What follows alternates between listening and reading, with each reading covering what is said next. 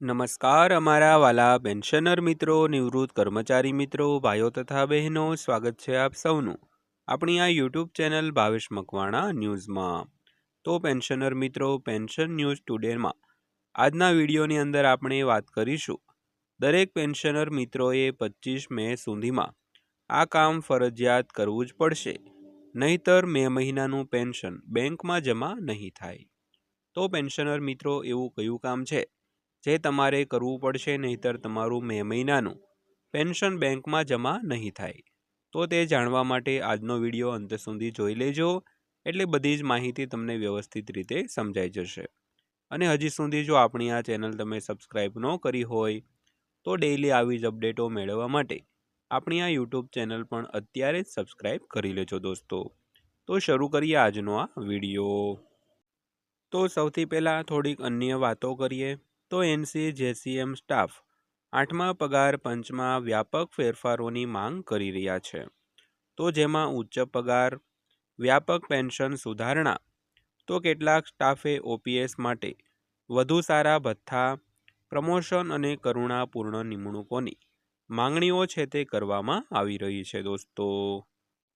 તો વધુ વિગતવાર વાત કરીએ તો કેબિનેટ સચિવ ટીવી સોમનાથનની અધ્યક્ષતામાં યોજાયેલી 49મી NCJCM બેઠક ચર્ચા કરાયેલા દસ્તાવેજો અનુસાર national council joint consultative machinery એટલે કે NCJCMના સ્ટાફ પક્ષે 8મા પગાર પંચ પહેલા પગાર સુધારણા, પેન્શન લાભો, ભથ્થા અને સેવાની શરતો સંબંધિત વિવિધ માંગણીઓ છે તે ઉઠાવી છે। તો 49મી NCJCM બેઠક 11 મે 2026ના રોજ કેબિનેટ સચિવની અધ્યક્ષતામાં યોજાઈ હતી। તો કેન્દ્ર સરકારના કર્મચારીઓ અને પેન્શનરો 8મા કેન્દ્રીય પગાર પંચ પર નજીકથી નજર રાખી રહ્યા છે। તો ખાસ કરીને ફિટમેન્ટ ફેક્ટર, પેન્શન રિવિઝન, ભથ્થા, પ્રમોશન અને જૂની પેન્શન યોજના જેવા મુદ્દાઓ પર। તો ત્યારબાદ વાત કરીએ તો સ્ટાફ પક્ષે જણાવ્યું હતું કે તેમણે કર્મચારીઓ અને પેન્શનરોની મુખ્ય સેવા સંબંધિત માંગણીઓને આવરી લેતા 8મા CPCને એક મેમોરેન્ડમ સુપરત કરી દીધું છે। તો નેશનલ કાઉન્સિલ JCMના સ્ટાફ પક્ષે કેન્દ્ર સરકારના કર્મચારીઓના સામાન્ય સેવા બાબતો પર અમારું મેમોરેન્ડમ સુપરત કર્યું છે, જેમાં લઘુત્તમ પગાર, ફિટમેન્ટ ફેક્ટર, વૃદ્ધિ દર, પ્રમોશન નીતિ, ભથ્થા, એડવાન્સ સુવિધાઓ, NPS અને UPS પાછી ખેંચી લેવા અને હાલના પેન્શનરોની માંગણીઓનો સમાવેશ થાય છે। તો દસ્તાવેજ અનુસાર સ્ટાફ પક્ષે આવું જણાવ્યું હતું દોસ્તો।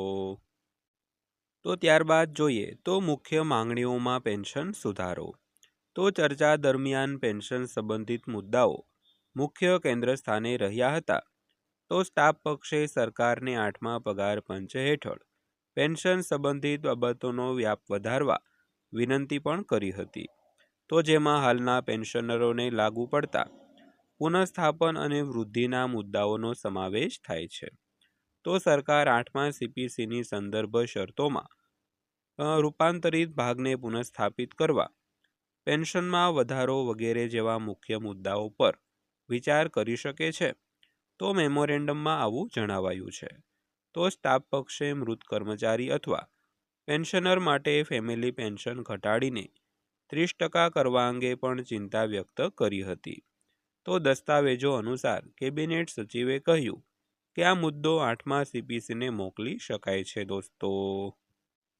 ત્યારબાદ વાત કરીએ તો ફેમિલી પેન્શન મૃતક સરકારી કર્મચારી અથવા પેન્શનરના નોશનલ પગારના 30% સુધી ઘટાડવું જોઈએ નહીં।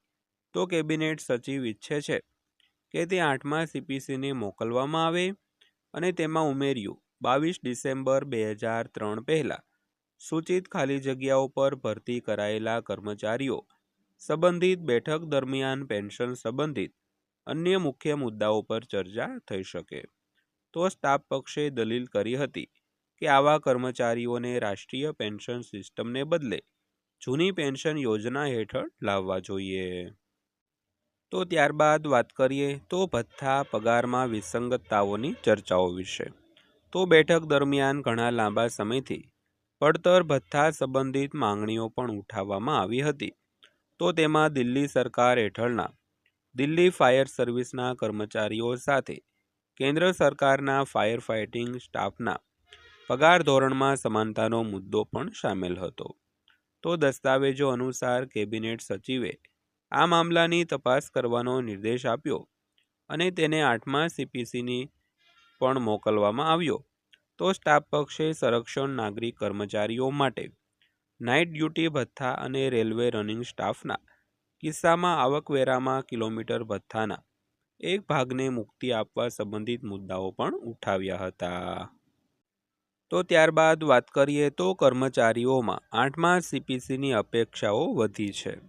તો નવીનતમ ચર્ચાઓએ કેન્દ્ર સરકારના કર્મચારીઓ અને પેન્શનરોમાં 8મા પગાર પંચની ભલામણોના સંભવિત અવકાશ અંગે નવો રસ પેદા કર્યો છે.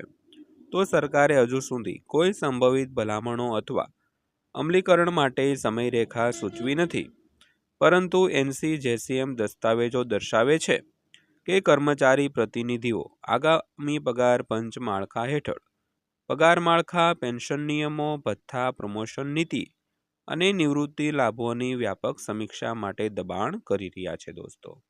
તો દોસ્તો આ હતી આજની માહિતી પસંદ આવી હોય, વિડીયો સારો લાગ્યો હોય તો વિડીયોને એક લાઇક કરજો અને આવા જ વિડીયો રોજે રોજ જોવા માટે આપણી આ ચેનલ સબસ્ક્રાઈબ કરી લેજો. તો ફરીવાર પાછા મળીશું એક નવા વિડીયો સાથે, નવી માહિતી સાથે. ત્યાં સુધી સૌને જય હિન્દ, વંદે માતરમ.